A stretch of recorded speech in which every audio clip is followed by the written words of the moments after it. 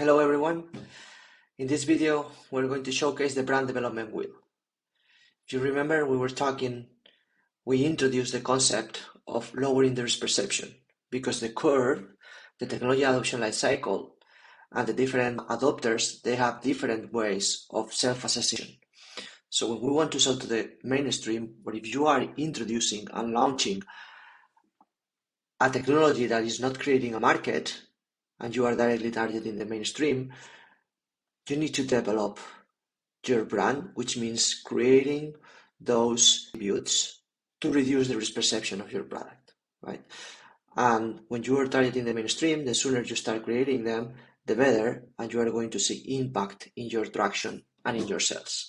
So we are going to review the 12 attributes that in our experience during the last 30 years, we've seen that technology, actually this is a version adapted for software products, is adopted.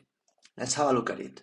A little bit of introduction, right? Perception of risk changes as the market matures, and you all know this already because we've been introducing this concept. But just as a friendly reminder, at the very beginning, early adopters and innovators in an early market, they just care, or almost just care, about core product features and capabilities. And that's why this is the way we represent the brand development wheel, this framework in the bottom. So what is in the middle is the core innovation or product, the core features, your core technology, your core product capabilities. And you can see that there is a huge difference on how big it is between innovators and lay majority. That means how important it is for them. Now, there are 12 elements that are the elements that we are going to see now with examples that surround that core product. Those are the intangible brand attributes you want to develop in order to cross to the mainstream and convince more pragmatists and risk-averse buyers, which in terms of crossing the chasm is what we call the complete product. That's why also at the beginning, they don't care much about those intangibles. That's why everything is in white.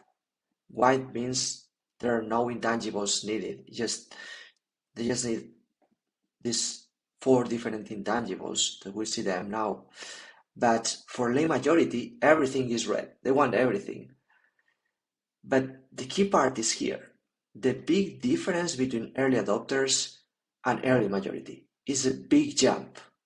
So to sell to the early adopters, you need almost nothing in terms of brand attributes or intangible risk attributes to lower the risk perception. It's very important still, the core innovation and product. Almost everything is about that. A little bit of support to adapt the product to what they want, but that's it. So how differentiated is your product? Maybe you have an IP, a patent, a new algorithm, something that makes your product truly helping them make that gap or maybe make that jump, that they want to make to stay ahead of the herd, right? But the point is this. Look at this big difference between the reds here and the reds here. That means that early majority, so you want to cross to the mainstream, it becomes really important to create those brand or company intangible attributes. Now let's have a look at all of them with examples. You are introducing an innovation into the mainstream.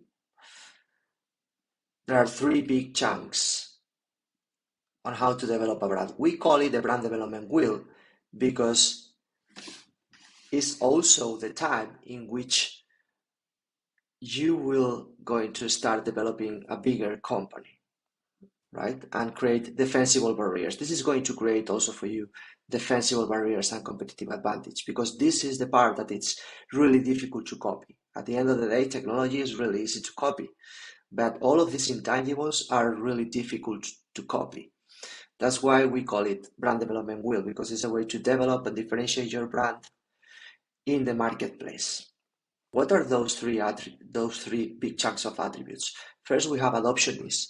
Adoption ease means how easy are you putting the adoption of your core product for your customer, in this case for mainstream buyers and end users, is how we also call it end user harmony, because we want to be in harmony with what they do in their day-to-day. And the more harmony, the less frictions, the less adoption frictions, the more willingness for them to buy your product, mostly in mainstream.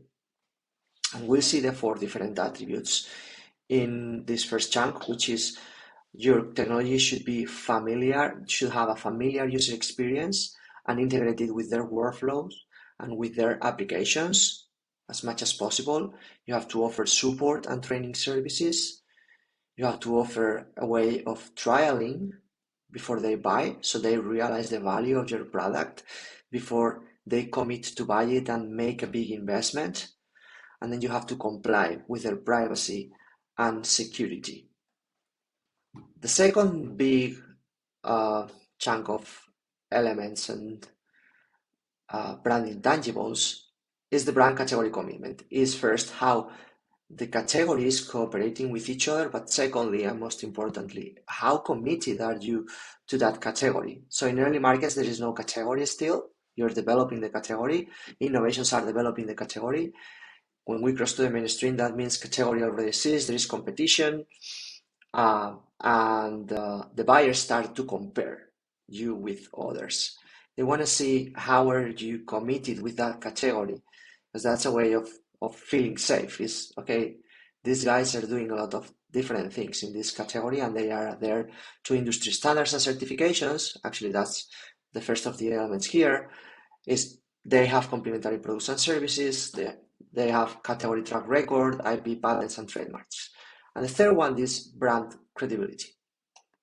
Credibility, we develop it, you develop brand credibility by demonstrating that you sell through the third parties, that you have word of mouth or visible case studies and ecosystem references, not only from your clients, but from influencing people in the ecosystem of your category. Then your technology is supported and integrated by third parties, and then you have sponsors, partners, and allies. Examples. In terms of familiar UX and workflow integration, well, first thing first, if you are a software, you're going to be familiar, you're going to be compatible, and this is just an example of HubSpot with the different browsers. That's the basics, right? But look at HubSpot App Partner Program. That means that HubSpot integrates with all these more than 100 different applications. That means that if you are working with any of these applications, they seamlessly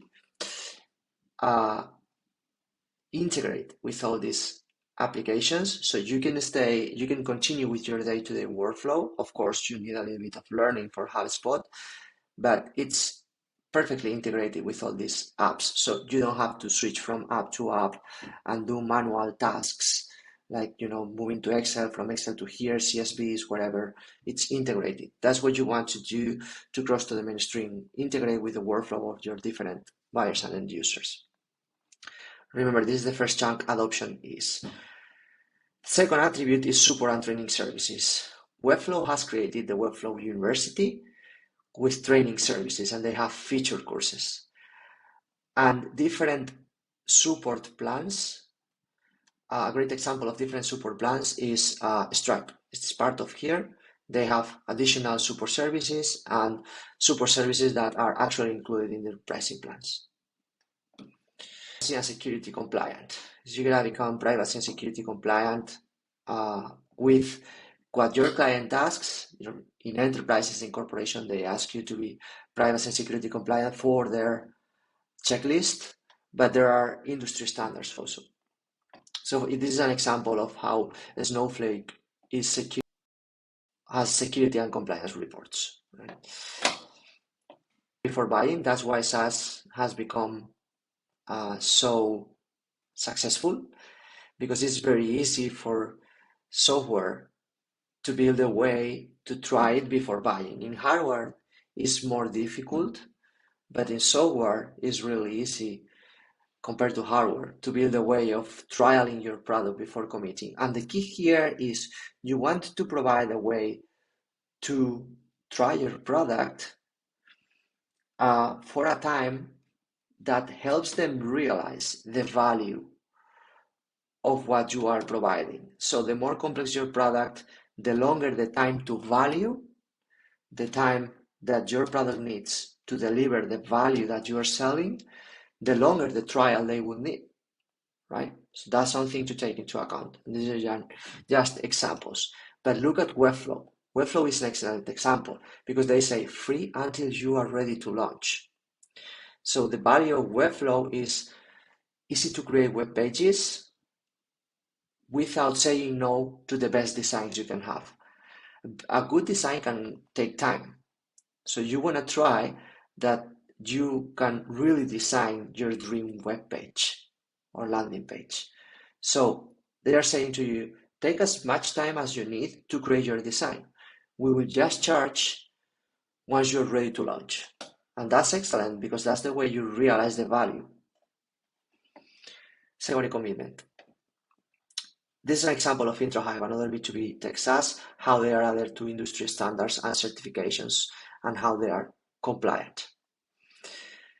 You want to offer also complementary products and services. That's part of how you commit to the category. It's not just, I'm not just sticking with the product that I had when I launched it. I create more different products because the market is demanding me. And because the market is demanding me and I have a commitment to develop this category and help my clients, I create more products. And this is the example of Stripe. They started with one, and now it's a platform with all those products. That creates also, let's say, a safety feeling in the final client because you can help them in more than one thing, but most importantly, they see that you are investing in continue developing the product for this category for the problem that they have. IP, patents, and trademarks, same reason. You're investing and you have your own IPs, patents, and trademarks. You are committed to develop this category. And the category track record. How much time have you been in business within the category, developing this category, developing your product, helping clients? This is an example also of IntroHive. Actually, and this is in the left is Pansura. And here they have category track record, with awards, number of employees, how many years they have been in business, global office locations, countries, customer base. It's a great way to showcase your category track record. You have to develop also your brand credibility. Here we have another 4 elements. First is selling through third parties, an excellent example. And selling through third parties, what that means? Selling through third parties means that you can have your own sellers, or if you are product-led growth, you can sell through marketing. But you have partners in your product, and most importantly, those partners have local relationships, so you amplify your reach. Why is it? Because a lot of clients, mostly in the mainstream, that you cannot reach by your own because you don't have the size, and you most probably won't have it. They look for, in technology, they look for local to help them implement what they need and solve their problems. And an excellent example of this is Microsoft. Microsoft Salesforce is not really big. They just have a handful of people in each country, and that people is in touch with enterprises and with corporations. But who really is doing the sale are local partners. Microsoft has more than 30, actually I think they are already more than 30,000 partners all over the world.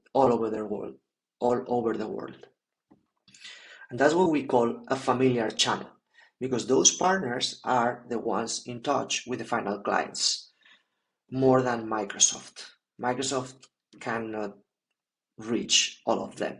So Microsoft knows that Microsoft needs the partners to reach all those final companies, and that's selling through third parties with local partners or with well-known brands that own the relationships with your customers. So here the question is, who owns the relationships with our potential customers? You want to have those as a partners, and you want to sell through third parties, because that people that is in touch with those partners or with those sellers, they trust those sellers, they don't trust you.